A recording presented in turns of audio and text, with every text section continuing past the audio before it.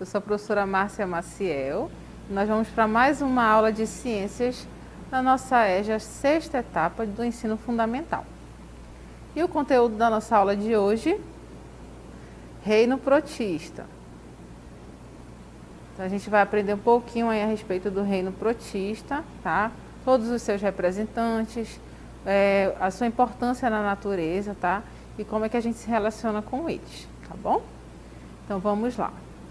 Os protistas, né? Vocês podem encontrar o nome aí protoctista, também, assim, em alguns livros, tá? Eles são um reino à parte, né? Então eles têm as seguintes características. Eles são eucariontes, tá? Isso quer dizer o quê? Que eles possuem a carioteca, ou seja, o material genético deles fica guardadinho ali dentro da célula, né? Separado das organelas, tá bom? Então ele tem ali a membrana nuclear. São ainda heterotróficos, ou seja, precisam obter o alimento da natureza, ou ainda autotróficos, né? Que ali eles não precisam retirar o alimento da natureza, eles fazem o seu próprio alimento, tá bom? Ou ainda mixotróficos, tá bom? São aeróbicos ou anaeróbicos, ou seja, realizam respiração celular com auxílio do oxigênio ou não realizam outros processos, né, que são os anaeróbicos, que não através ali do oxigênio, tá bom? Podem ser ainda unicelulares ou multicelulares, e aí a gente vai observar que nesse grupo nós temos algas e os protozoários, tá bom? Então a gente vai observar as características deles. Então vocês viram aí que eles são bem diferentes, né? E a única característica que parece que eles têm igualzinha é que são eucariontes. No mais eles vão ser bem diferentes, tá? Mesmo sendo agrupados aí no mesmo reino. Vamos começar aqui com as algas. As algas, elas são ali muitas vezes confundidas com plantas, né? Elas são bem parecidas com as plantas visualmente. Como a gente pode ver nessa imagem, no fundo do mar, observamos aqui as algas, né? Bem parecidas visualmente com as plantas, tá? As algas, elas podem ser ou pluricelulares, né? Ou seja, eles podem ter apenas uma célula ou muitas células, tá? Realizam a fotossíntese, então ela tem ali algumas algas, né? Tem a coloração esverdeada, a gente vai ver que as outras algas têm outros tipos de coloração, mas elas realizam fotossíntese, então elas obtêm ali, elas mesmas fabricam seu alimento, né? Precisam ali também da luz solar, a gente observa aí que nessa imagem essa alga está recebendo a luz solar, né? Precisa ali da água, realiza a fotossíntese para obter a sua glicose e ali ter energia para sobreviver, tá bom? As algas, elas vivem na água doce ou salgada, são os principais produtores das cadeias alimentares aquáticas, então elas são abundantes, elas servem de alimento para os animais que ali vivem, né? E também elas são muito importantes porque elas produzem o gás oxigênio, então elas são as maiores produtoras de gás oxigênio do planeta, né? Nosso planeta Terra, ele tem uma grande quantidade de mares e oceanos, então nós temos muitas algas liberando oxigênio para a atmosfera, então elas é que são as principais produtoras de oxigênio do planeta, tá bom? Então esse oxigênio é todo utilizado pelos seres vivos, né? E aí a gente vai ver os tipos de algas que a gente vai encontrar na natureza, tá bom? Então vamos observar aqui as algas, olha só, temos as algas e todos esses tipos aqui. Começando de lá, a gente tem as euglenas, tem as bacilelofícias, dinofícias, clorofícias, feofícias e ainda as rodofícias. Então todos esses tipos aí são algas, né? Então vivem aí nas águas, né? Água doce ou água salgada. Lembrando que elas são as principais produtoras de oxigênio do nosso planeta, tá bom? E aí, continuando a nossa aula, a gente vai observar as euglenas. As euglenas, elas são ali unicelulares, tá? E elas são abundantes no mar. Então a gente observa aí a estrutura dela, olha só. de membrana plasmática, possui o seu núcleo. Lembra que eu falei do núcleo? São todos os protistas, eles são eucariontes, ou seja, ali dentro do núcleo está guardadinho o material genético. O cloroplasto, que é responsável pela fotossíntese. Temos aqui o estigma, vacúolo e o flagelo dessa célula, que vai ser responsável pela locomoção dessa euglena. Tá? Então, a euglena é uma alga unicelular e ali ela é abundante no mar. Tá? Então, ela realiza ali a fotossíntese para sobreviver, mas ela vai servir também de alimento para pequenos animais aquáticos. Tá bom? Aqui a gente observa as bacilarofícias, né, ou diatomáceas, recebem esse nome também. Elas também são unicelulares, possuem uma carapaça rígida envolvendo a sua célula e elas são responsáveis pela produção de 80% do gás oxigênio aí liberado na atmosfera. Tá? Então, elas são muito importantes para o nosso planeta de uma forma geral. Tá? Então, a gente observa aí a diatomácea ou bacilarofícias, né, que são unicelulares e vivem em abundância nas águas, né, águas salgadas, no caso dessa daí, tá? Então, elas têm como diferença um pouco a carapaça rígida que vai envolver a célula dela. As outras são as dinofícias ou dinoflagelados, tá? Então, vive na água do mar e aí alguns gêneros, como a Noctiluca, apresenta a bioluminescência. Então, bioluminescência, ela emite luz mesmo, tá? Como o próprio nome diz. Então, geralmente é visto durante a noite, né?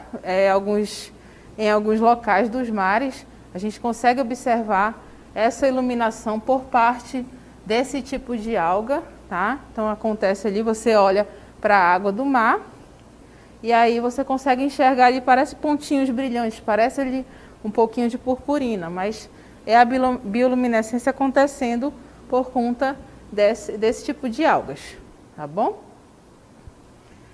O próximo tipo que a gente vai observar são as clorofícias, ou seja, as algas verdes.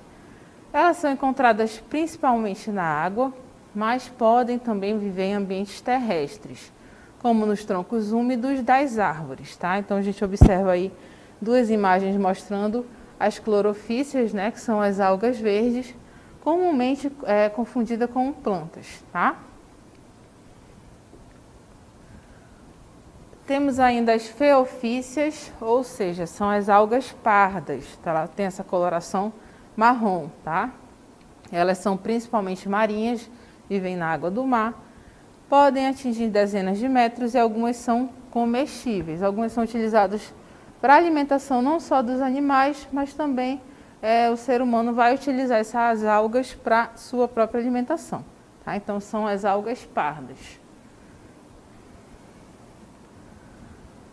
Temos ainda as rodofícias, que são as algas vermelhas, tem a coloração avermelhada, como a gente observa na imagem, e aí essas algas elas são muito utilizadas ali na indústria, né? Então, tem substâncias que são utilizadas na indústria, como no caso da carragenina, usada na indústria farmacêutica e na fabricação de bolos, sorvetes e gelatinas, tá? Então, é utilizada aí na indústria farmacêutica e na indústria alimentar, tá? Então, essas são as algas vermelhas. E aí, esse é um pouco das algas que a gente observou, tá? A gente viu vários tipos, né? Vimos lá desde as unicelulares até as pluricelulares, vimos aí algumas com coloração diferente. E agora a gente vai ver outro representante aí do reino protista, que são os protozoários. Os protozoários, esse nome vem do grego protos, ou seja, primeiro, e zoário, que é animal. E aí eles são protistas unicelulares sem capacidade de fotossíntese, ou seja, eles precisam se alimentar de algo ali, obter algo na natureza, porque eles não fazem o próprio alimento, não realizam fotossíntese, tá? Então, a gente vai encontrar ainda dentro dos protozoários espécies que são parasitas, tá? E aí eles têm uma característica que é a sua reprodução assexuada, que vai ser por bipartição, tá bom? Então aqui a gente vai observar um pouquinho aqui do grupo dos protozoários, né? Então a gente observa aqui os rizópodes, flagelados, cilióforos e os apicomplexos. Então todos esses fazem parte do grupo dos protozoários, tá bom? E os protozoários, assim como as algas, fazendo parte do reino dos protistas, tá bom? Então a gente vai ver cada um desses aqui, agora eu vou explicar para vocês, tá? O primeiro deles são os rizópodes. Os rizópodes, né, eles recebem esse nome porque eles conseguem se locomover por meio de expansões do corpo, denominadas de pseudópodes. Olha só.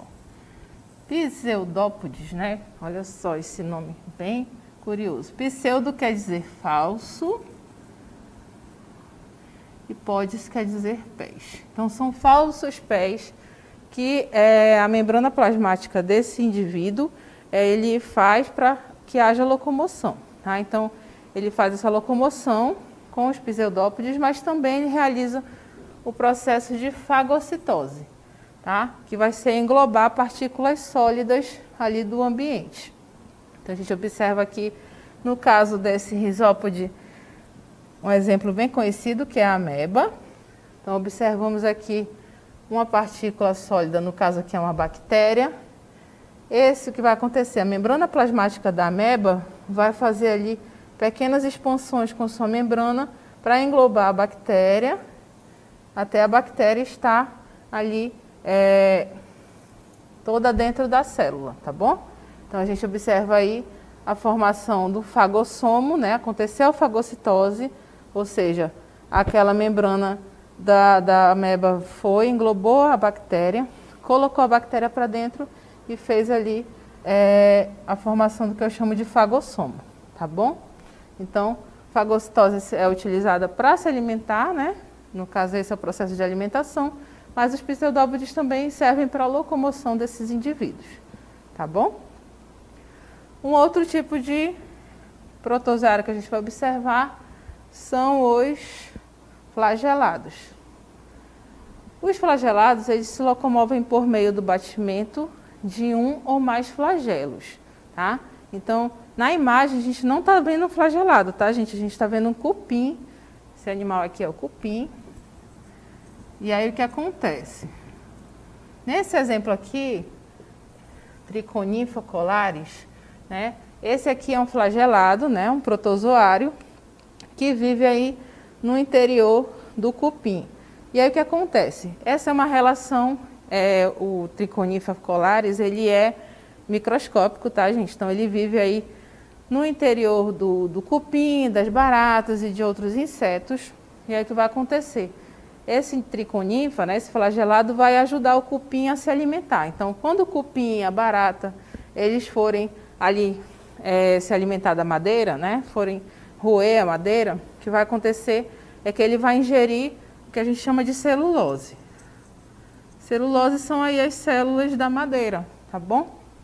E aí, o triconífero, juntamente com o cupim, no caso dessa imagem, ele vai realizar o quê? Vai liberar a glicose dessa celulose, tá? Então, é uma relação boa, porque o triconífero está no interior do trato digestório do cupim, e aí o que vai acontecer é que ele vai liberar a glicose vai ser utilizada pelo triconífero e também pelo cupim.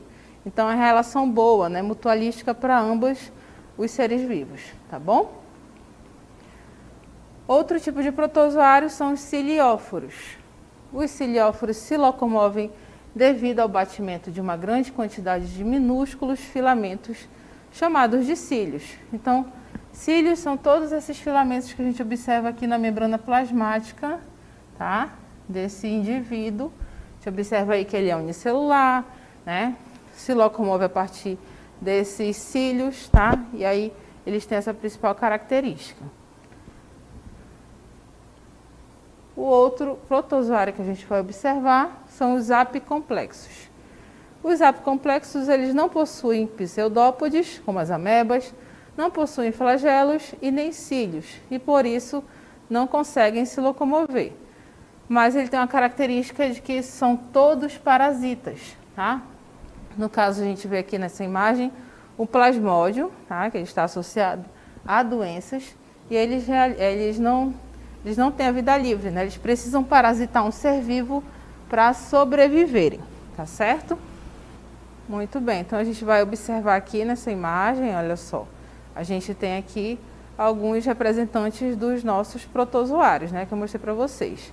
A gente observa aqui, olha só, temos os vários seres vivos, ó, temos aqui os cilióforos, que está aqui atrás de mim, de rosa, temos aqui atrás também, olha só, um flagelado, tem vários flagelos, tá? Então todos esses fazem parte aí dos nossos protozoários, tá bom? E aí, como eu falei para vocês, quem não consegue se locomover, né, quem não tem aí cílio, nem flagelo e nem forma pseudópodes, como no caso aí que a gente viu ainda agora do plasmódio, eles realizam o quê? Parasitismo, né? Realizam parasitismo para poderem sobreviver no ambiente. E a gente vai mostrar para vocês algumas doenças causadas pelos protozoários. Temos aqui as doenças causadas pelos protozoários, são chamadas de protozooses, tá? Uma bem conhecida é a amebíase, que é causada pela entameba estolística, tá? E aí o que acontece? A ingestão da ameba, ela vai ser através ali de alimentos contaminados ou água contaminada também, né? Com os seus ovos, ou cistos, pode ser chamados assim.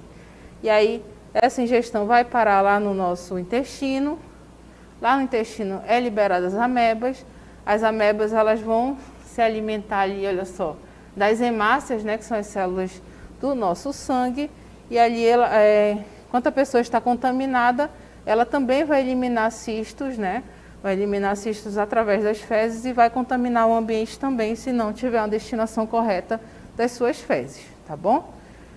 Outra doença que é conhecida também, uma protozoose, é a doença de Chagas, tá? Então a gente tem aqui o Trypanosoma cruzi, que tem essa estrutura aqui, vive aí no interior do trato digestório do barbeiro, tá? E aí esses barbeiros, geralmente eles vivem em frestas, né? Em árvores, frestas dessas casas aqui, como a gente observa na imagem.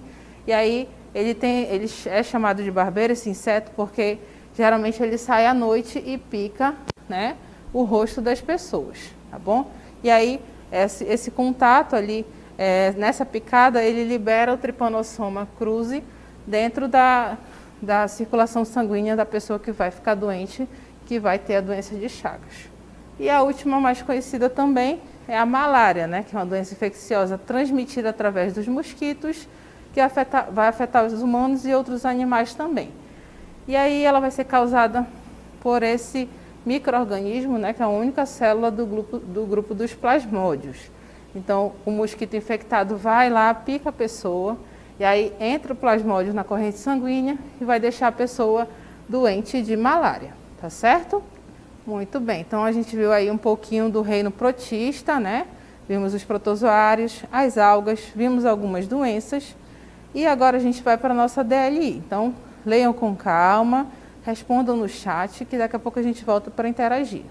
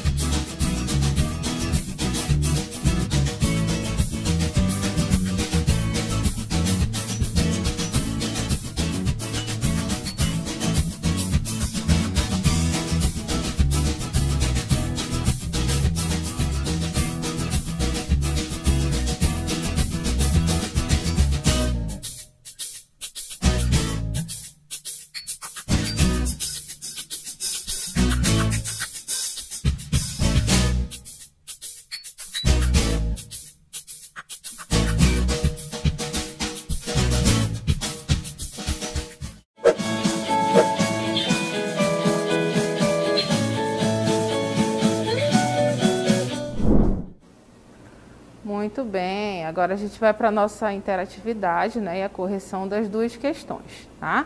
Então, na primeira questão, a gente falou o seguinte: os protozoários são um grupo de organismos heterotróficos que não constituem uma categoria taxonômica válida. Didaticamente, muitos autores dividem esse grupo baseando-se principalmente na forma de locomoção. No filo Rhizópoda, por exemplo, os protozoários locomovem-se graças a expansões citoplasmáticas chamadas de letra A, flagelos, B, cílios, C, pseudópodes, D, tentáculos, E, pés.